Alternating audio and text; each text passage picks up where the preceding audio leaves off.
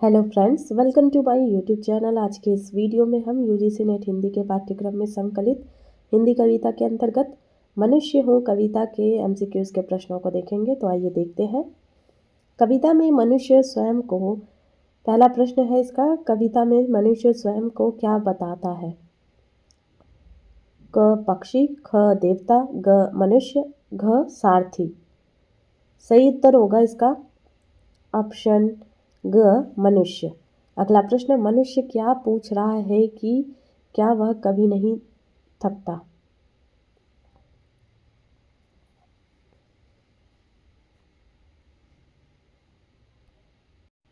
सही उत्तर होगा काम करते समय। अगला प्रश्न, मनुष्य क्या जानने की कोशिश कर रहा है कि क्या वह अहोरात्र दिन रात कहाँ उड़ सकता है? सही उत्तर होगा इसका नील गगन में। अगला प्रश्न, अहोरात्र शब्द का सही अर्थ क्या है? सही उत्तर होगा दिन और रात। अगला प्रश्न, मनुष्य अपने पंखों को कैसे बताता है, कैसा बताता है? सही उत्तर है चित्त कपड़े। अगला प्रश्न, भास्वर शब्द का अर्थ क्या है? सही उत्तर होगा चमकदार तेजस्वी। अगला प्रश्न, कविता में किस फसल की स्निग्ध छटा का उल्लेख है?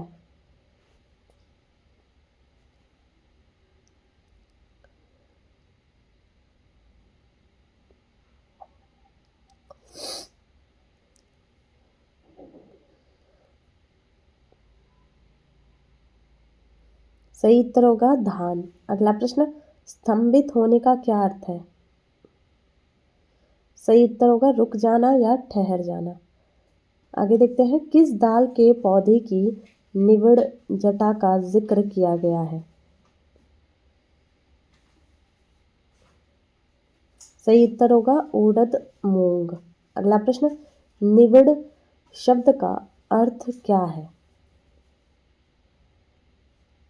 सही उत्तर होगा घनी या गहन। अगला प्रश्न, मनुष्य उड़द मूंग की जटा और धान की छटा पर किसकी छाया के स्तंभित होने की बात करता है? सही उत्तर होगा अपने पंखों की। अगला प्रश्न, कविता में स्निग्ध शब्द किसके लिए प्रयुक्त हुआ है?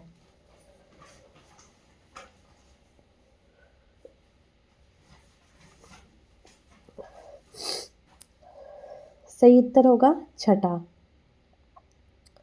अगला प्रश्न, कविता में बार बार आखिर मैं तो मनुष्य हूँ कहने का क्या भाव है? सही उत्तर होगा अपनी सीमितता का बोध कराना। अगला प्रश्न, मनुष्य को कौन सा रथ नहीं चाहिए?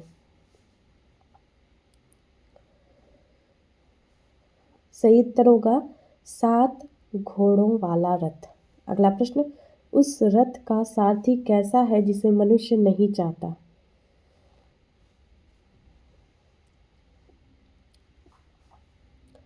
सही उत्तर होगा उड़ रहित।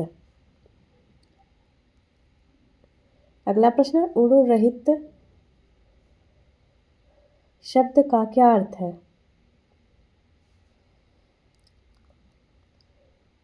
सही उत्तर होगा उरु के बिना। अगला प्रश्न, जिस रथ का उल्लेख है उसमें कितनी पहिए हैं?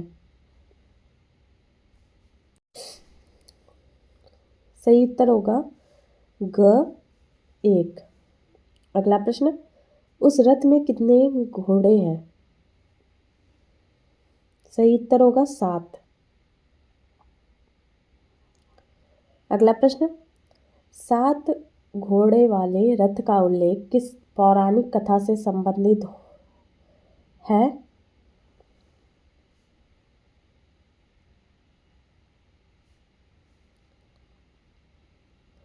सही उत्तर होगा सूर्यदेव।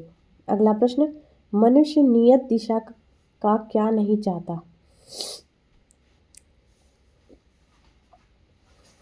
सही उत्तर है पथ। अगला प्रश्न, मनुष्य अपने के लिए क्या चुनने की स्वतंत्रता पर बल देता है?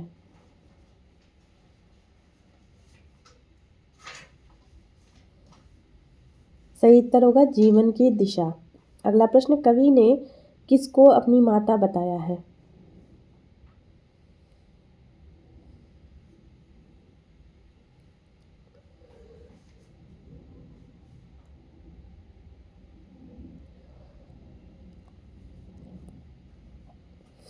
सही उत्तर होगा पृथ्वी। अगला प्रश्न, पृथ्वी को देखकर कैसा भारत मन प्रमुदित हो जाता है? सही उत्तर होगा हरित। अगला प्रश्न, प्रमुदित शब्द का अर्थ क्या है? सही उत्तर होगा अत्यधिक प्रसन्न। अगला प्रश्न, कविता में हरित भारत के उल्लेख से कवि क्या भाव व्यक्त कर रहा है?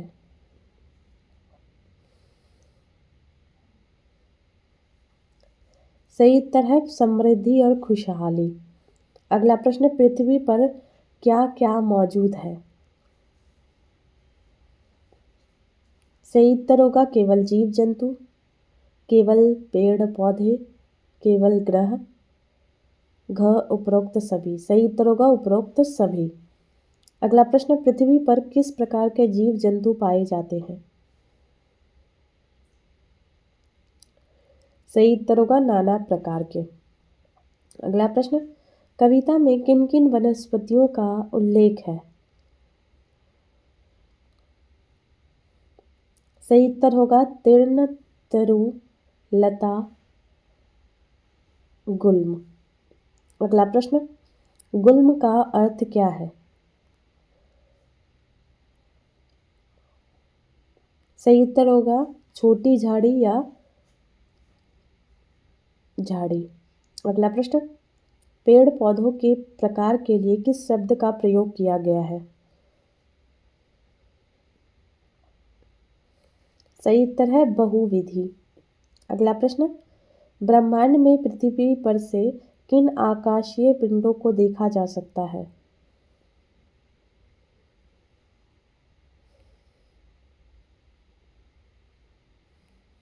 सही उत्तर होगा चंद्र, सूर्य और ग्रह गण।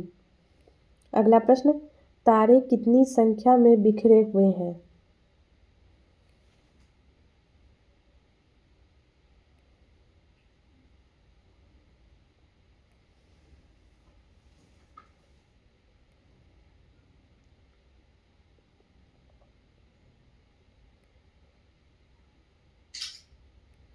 सही उत्तर होगा 7 सहस्त्र संख्या में।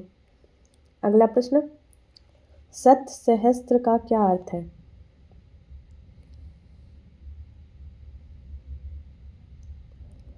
सही उत्तर है सैकड़ों, हजारों।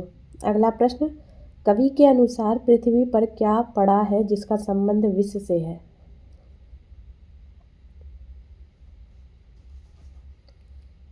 सही उत्तर है कालकूट। अगला प्रश्न, कालकूट विश्व का संबंध किस पौराणिक घटना से है?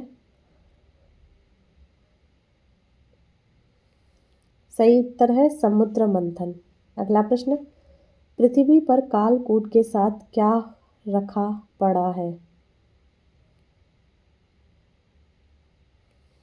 सही उत्तर है अमृत कलश। अगला प्रश्न, कालकूट और अमृत कलश दोनों के पृथ्वी पर होने का क्या अर्थ है? सही उत्तर होगा जीवन में अच्छा बुरा, सुख दुख दोनों मौजूद है। अगला प्रश्न, मृत्युंजय किसे कहा गया है? सही उत्तर होगा शिव को। अगला प्रश्न, यह उस मृत्युंजय की ग्रीवा अर्थात गर्दन कैसी है? सही उत्तर होगा नीली अर्थात नीलकंठ। अगला प्रश्न, शिव की गर्दन नीली क्यों हुई? सही उत्तर होगा कालकूट विष पीने के कारण। अगला प्रश्न, नीली ग्रीवा वाला कौन है? सही उत्तर होगा मृत्युंजय। अगला प्रश्न, अमृत प्राप्त करने के लिए किसने दानव कुल को ठगने का प्रयास किया था? सही उत्तर है देवगन। अगला प्रश्न, ढक ठग सकले शब्द का क्या तात्पर्य है? सही उत्तर होगा धोखा देना या छलना। अगला प्रश्न, कवि की इच्छा है कि देवगन दोबारा किसे ना ठग सके। सही उत्तर होगा दानव कुल। अगला प्रश्न, यह कविता किस भाव को प्रधानता देती है?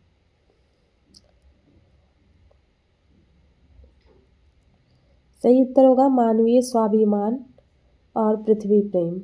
अगला प्रश्न, चितकबरे पंखों में कौन सा अलंकार है?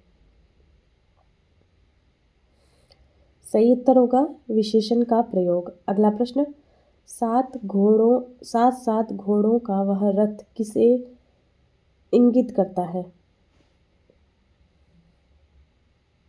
सही उत्तर होगा समय की गति। अगला प्रश्न, कवि का नियत दिशा का वह पथ नहीं चाहिए कहने का क्या अर्थ है? सही उत्तर होगा स्वतंत्र इच्छा भाग्य का विरोध। अगला प्रश्न, तीर्ण तरु लता गुल्म में कौन सा समास है?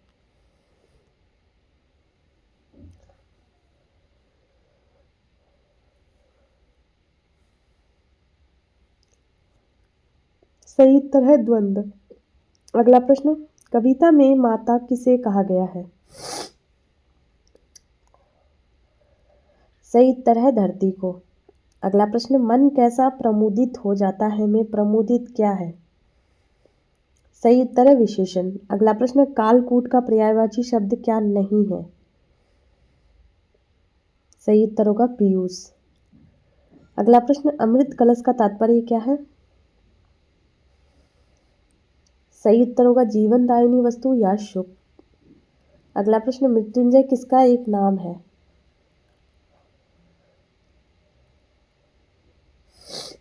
सही उत्तर होगा शिव।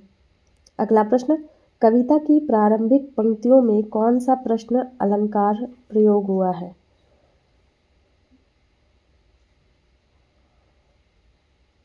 सही उत्तर होगा प्रश्नालंकार। अगला प्रश्न, चितकबरे शब्द का क्या तात्पर्य है?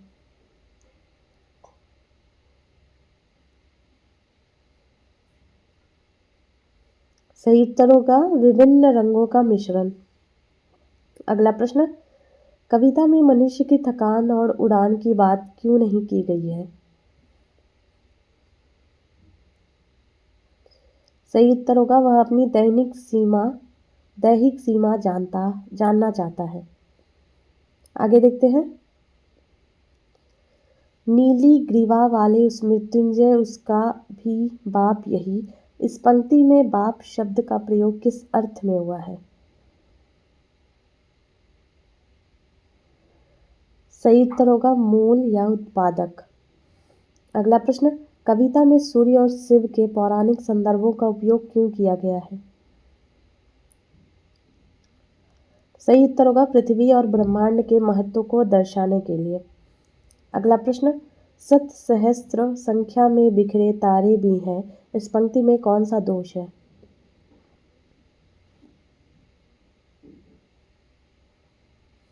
सही उत्तर होगा अधिकता। अगला प्रश्न, देवगन नहीं दोबारा अब ठग सकते दानव कुल को, यहाँ सकले किस काल को दर्शाते हैं?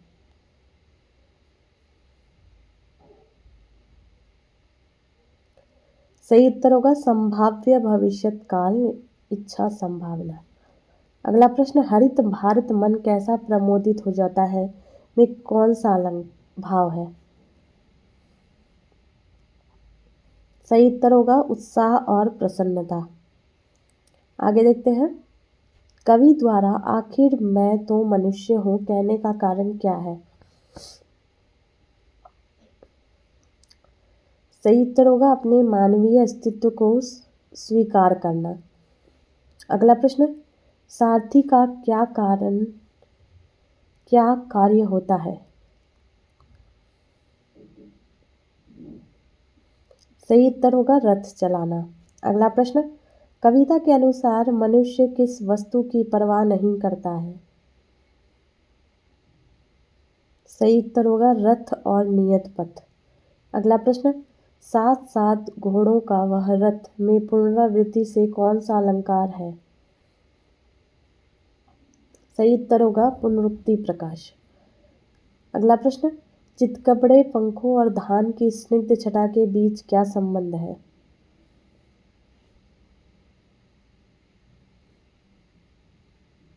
सही उत्तर होगा विश्राम और आकर्षण का संबंध। अगला प्रश्न, पृथ्वी को माता कहकर कवि क्या स्थापित करना चाहता है? सही उत्तर होगा पालन पोषण और आधार का महत्व। अगला प्रश्न, उड़द मूंग की निवड़ जटा किस बात का प्रतीक है? सही उत्तर होगा वनस्पति की सघनता उर्वरता का। अगला प्रश्न, इस कविता का केंद्रीय विचार क्या है? सही उत्तर होगा मनुष्य की स्वतंत्रता और पृथ्वी का आधार।